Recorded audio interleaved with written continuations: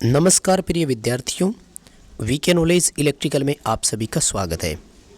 दोस्तों, ITI NCVT का CBT exam 2021 होना है और इलेक्ट्रिशियन सेकेंड ईयर के लिए ट्रेड थ्योरी के इम्पोर्टेंट क्वेश्चंस हम आपको प्रोवाइड करवाते आए हैं।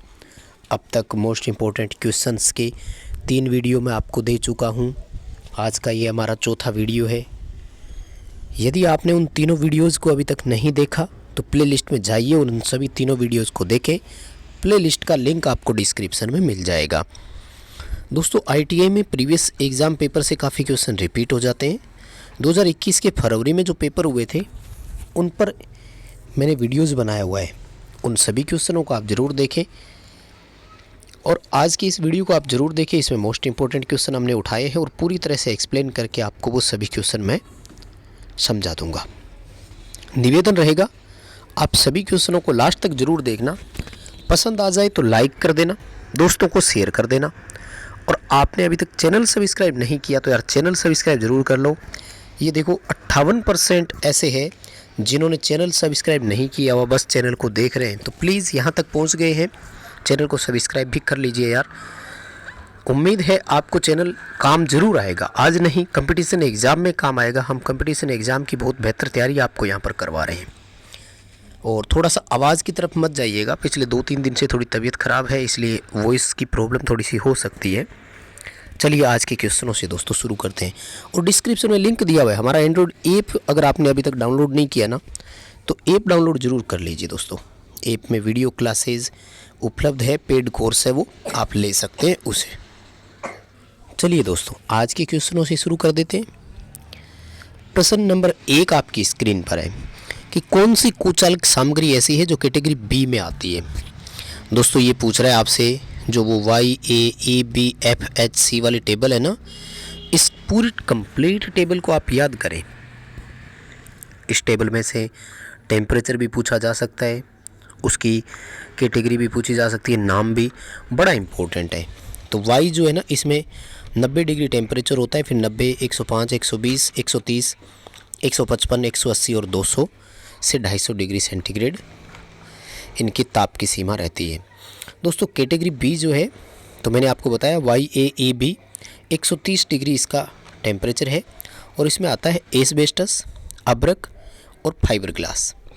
आप देख रहे हैं स्पष्ट आपके सामने, यहाँ पर सी ऑप्शन में फाइबर ग्लास लिखा हुआ है, आपको इसका सी उत्तर करना है। दोस्तों, तबीयत ख़राब है इसलिए वीडियो थोड़ा छोटा रहेगा, 12-13 मिनट का वीडियो है, लेकिन कोशिश करेंगे कि आपको मैं इसमें बहुत कुछ क्लियर करवा दूंगा। पसंद आ जाए तो लाइक करना और कमेंट करके मुझे ज़रूर बताना आपको कैसा लगा। आगे देखिए दोस्तों, सवाल नंबर 2 आपकी स्क्रीन पर है। ऑटोमेटिक स्टेप्ड वोल्टेज स्टेबलाइज़र है वो कहाँ यूज किया जाता है। देखो भाई, वोल्टेज स्टेबलाइज़र जो होता है ना, वो ऐसी डिवाइसेस के काम में आता है जहाँ वोल्टेज का उतार चढ़ाव दोनों ही मान्य नहीं होते। यानी ना तो वोल्टेज में वृद्धि होनी चाहिए ना ही कमी होनी चाहिए। दोस्तों, जनरली ऐसा जो है ना हमारा वो होता है एसी, एयर कंडीशनर जो होता है ना, इसके लिए काम में लिया जाता है। अब इस क्वेश्चन में थोड़ी प्रॉब्लम ये है कि डी का इंग्लिश में लिखा हुआ है पंप का मोटर और हिंदी में लिखा हुआ है एसी। ठीक है, टीवी रिसीवर के लिए ज़्यादा ज़रूरत पड़ती नहीं है और गीज़र और ग्राइंडर के लिए जनरली कोई यूज़ करता नहीं है। अब बात यह है कि हिंदी इंग्लिश का कौन सा सही माना जाता है, तो थोड़ा सा एनसीवीटी आपको इसमें कंफ्यूज कर सकता है और कोई बड़ा इश्यू इसमें नहीं बनेगा।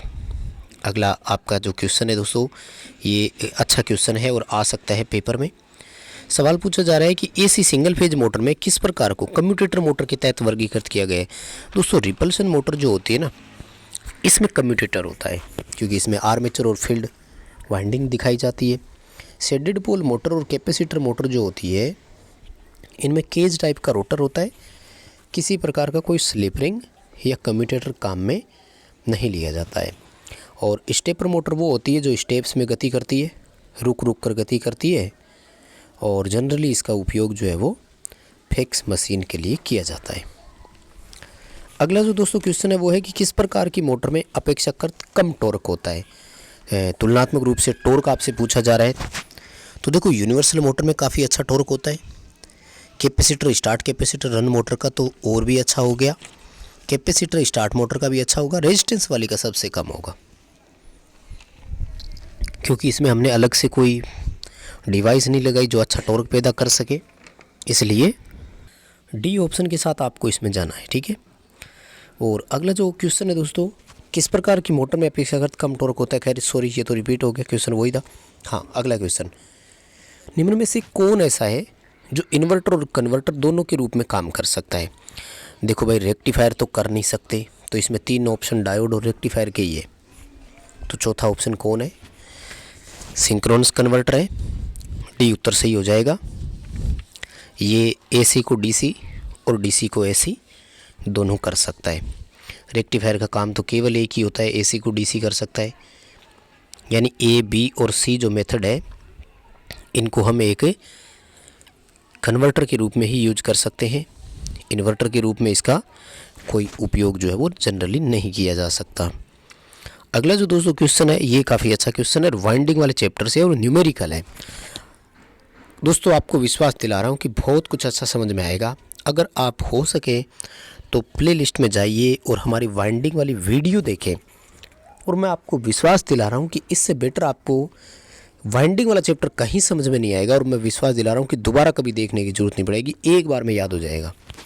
फिर भी मैं आज इस क्वेश्चन को बताता हूँ, पहले वो देखिए।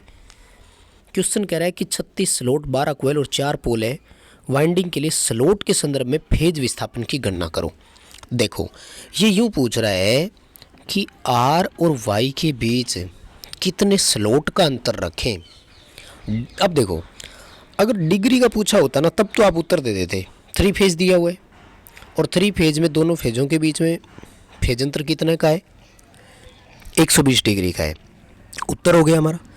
लेकिन अब ये हमसे यूँ पूछ रहा है कि 120 डिग्री का अंतर रखने के लिए कितने स्लॉट छोड़ें। और दोस्तों ये हर मोटर में अलग अलग होता है, क्योंकि ये डिपेंड करेगा स्लॉट और पोल दोनों पर। ठीक है ना। अब सुनो मेरी बात ध्यान से, हमें क्या करना होगा, हमें इसके लिए डिग्री प्रति स्लॉट निकालना पड़ेगा। हमें ये देखना पड़ेगा कि अगर हम एक स्लॉट छोड़ते हैं तो वाइंडिंग कितनी डिग्री छूट जाती है। तो हमें 120 डिग्री छोड़ने के लिए इस डिग्री का भाग दे दो, स्लॉट आ जाएगा। दोस्तों डिग्री प्रति स्लॉट निकालने के लिए फॉर्मूला होता है टोटल डिग्री बटे number of slots. Total degree का फॉर्मूला होता है 180 इंटू पोल, 180 डिग्री इंटू पोल। पोल दिए हुए हैं 4, स्लॉट दिए हुए हैं 36। अगर आप यहाँ ध्यान से देखते हैं तो डिग्री प्रति स्लॉट आया 20 डिग्री। यानी यहाँ पर यूँ कहा जा रहा है कि अगर हम एक स्लॉट छोड़ते हैं तो वाइंडिंग 20 डिग्री पीछे छूटेगी। दोस्तों हमें कितने डिग्री का छोड़ना है, 120 डिग्री का। इसमें भाग दे दो 20 डिग्री का, 6 स्लॉट हमारा यहाँ पर उत्तर आ जाएगा।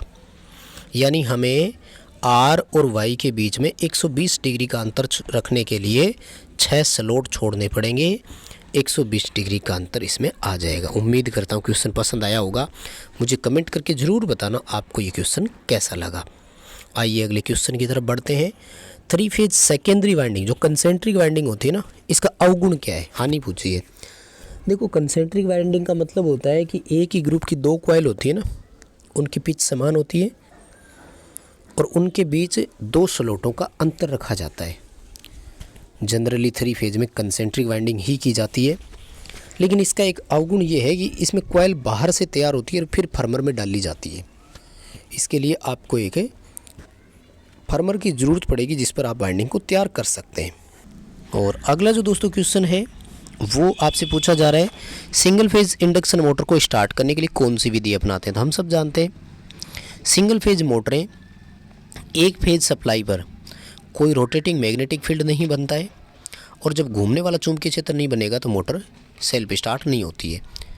इसीलिए कहा जाता है कि सिंगल फेज इंडक्शन मोटर का स्टार्टिंग टॉर्क 0 होता है। इसके लिए हमें एक फेज़ को 2 फेज़ों में बांटना होता है और इसको फेज स्प्लिट मेथड बोलते हैं। इसके लिए आप कैपेसिटर लगा सकते हो, शेडिंग रिंग लगा सकते हो। ए उत्तर हमारा यहाँ पर सही रहेगा। अगला जो क्वेश्चन है वो है कि सिंगल फेज इंडक्शन मोटर का कार्यकारी सिद्धांत क्या है।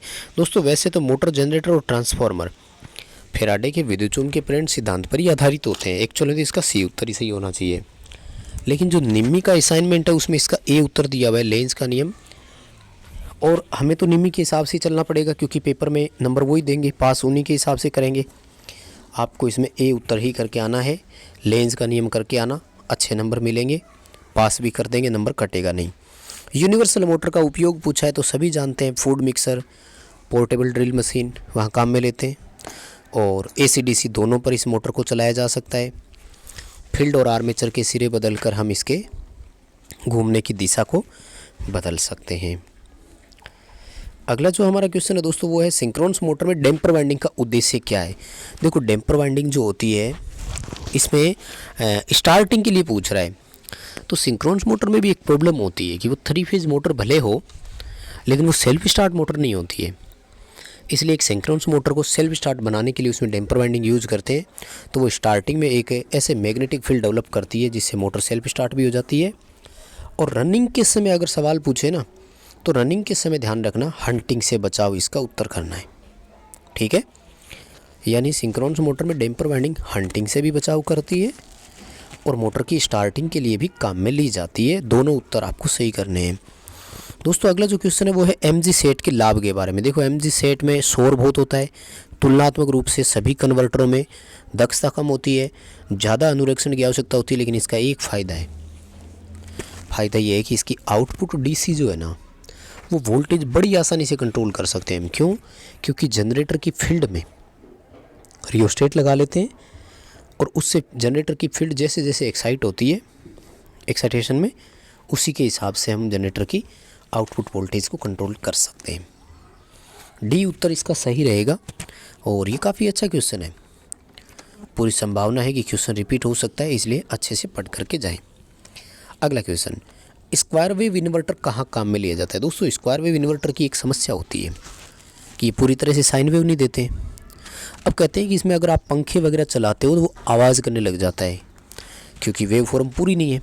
तो ना तो कंप्यूटर सक्सेस होगा, ना टीवी सही चलेगा, हमिंग साउंड करेगा, ना DVD चलेगी। हाँ लाइटें वगैरह वो ऑन हो जाती है जनरली इससे, ठीक है ना। तो जनरल लाइटनिंग में इसका उपयोग कर सकते हैं, बाकी इसमें नहीं, क्योंकि ये पूरी तरह से साइन वेव नहीं दे पाता है, इसलिए इसका जो है वो केवल प्रकाश व्यवस्था में उपयोग कर सकते हैं। पंखे भी चलाएंगे तो बहुत आवाज़ करेगा। अगला है दोस्तों ड्राइव का क्वेश्चन। इनमें से तो एक क्वेश्चन पक्का आना ही है। सवाल पूछा है परिचालन मोड के अनुसार ड्राइव कौन सा है, तो परिचालन तो कंटिन्यू ड्यूटी हो गया, निरंतर चक्कर चालन, ठीक है। ग्रुप ड्राइव ग्रुप के अनुसार हो गया, ऑटो मैनुअल हो गया सिलेक्शन के आधार पर, इंडिविजुअल और ग्रुप ये दोनों ग्रुपिंग में ही हो गया कि व्यक्तिगत है या ग्रुप में चलेगा। तो डी उत्तर सही रहेगा, निरंतर चक्कर वाला आएगा इसमें। अगला जो क्वेश्चन है वो है लीकेज करंट से प्रोटेक्शन। तो नाम से ही पता लग रहा है, देखो ELCB अर्थ लीकेज सर्किट ब्रेकर लीकेज से प्रोटेक्शन देगा। OCB जो है ये GSS वगैरह में लगती है, पूरा नाम ऑयल सर्किट ब्रेकर होता है। MCB घरेलू ओवरलोड और शॉर्ट सर्किट से प्रोटेक्शन के लिए लगाते हैं। MCCB का पूरा नाम मोल्डेड केस सर्किट ब्रेकर होता है। और ये जो है वो बड़े सिस्टम में छोटे सिस्टम में दोनों जगह एक स्विच और एक कॉन्टेक्टर और एक रिले तीनों के सेट के साथ कंबाइंड अकेली लगाई जा सकती है। अगला जो दोस्तों क्वेश्चन है वो है कि इंडियन इलेक्ट्रिसिटी रूल के अनुसार मध्यम वोल्टेज के घरेलू अधिष्ठापन जो है उसमें 2 फेजों के बीच इंसुलेशन प्रतिरोध तो 1 मेगा ओम से अधिक होना चाहिए। बहुत सिंपल सा ये तो, और उम्मीद करता हूँ ये तो वैसे ही सभी का सही हो रहा होगा क्योंकि हमने इसको बहुत पहले इस क्वेश्चन को किया भी है। और अगला जो दोस्तों क्वेश्चन है वो है परंपरागत विद्युत उत्पादन कौन सा है। तो आप देखो विंड, टाइडल और सोनल ये गैर परंपरागत है, और थर्मल जो है ये गैर परंपरागत में आ जाएगा। डी उत्तर हो जाएगा, कोयले से लाइट बनती है गैर परंपरागत में। परंपरागत में और कौन कौन से आते हैं, कोयला हो गया, गैस और तेल हो गया, और न्यूक्लियर पावर प्लांट हो गया, है ना। तो चलिए दोस्तों ये आज के थे 20 इम्पोर्टेंट क्वेश्चन। उम्मीद करता हूँ आपको पसंद आया होगा। लाइक ज़रूर कर देना, कमेंट करके मुझे बता देना, और हाँ चैनल सब्सक्राइब ज़रूर कर लेना, और वीडियो अपने दोस्तों को व्हाट्सएप ग्रुपों में शेयर ज़रूर करें। बहुत काम आएगा चैनल में, आपको विश्वास दिला रहा हूँ। आगे भी जब आप कंपटीशन एग्ज़ाम की तैयारी करोगे तो सबसे ज़्यादा कंपटीशन एग्ज़ाम के पेपर हमारे चैनल पर आप